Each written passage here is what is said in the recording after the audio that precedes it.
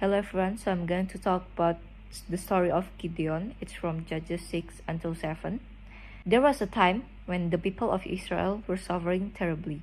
The Midianites, a cruel and powerful nation, invaded their land like a swarm of locusts.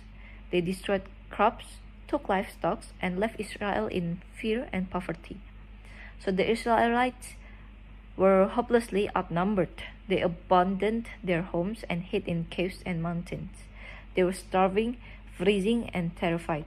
So in their misery, the people cried out to the Lord and they begged God to save them.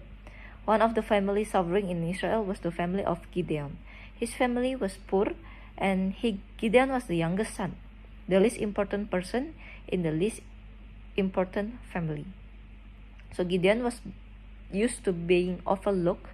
He did hard work, took orders, and never saw himself as someone special. Then something amazing happened.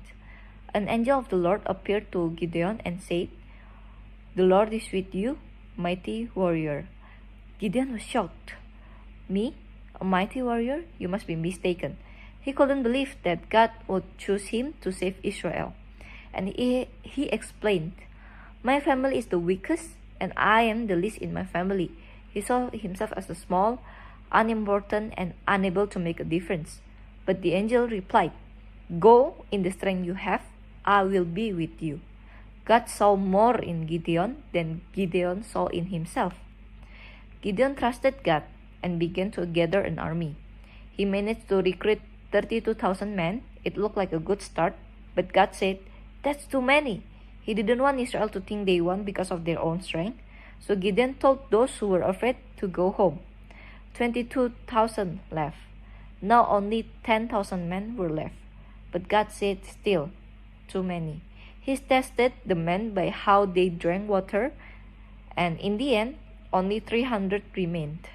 From 32,000, just 300, against a huge army of Midianites. The odds were 450 to 1, but Gedeone obeyed. He trusted that God would do the impossible. At night, Gedeon's men prepared for a strange kind of battle. Each man carried a clay jar, a torch inside the jar, and a trumpet.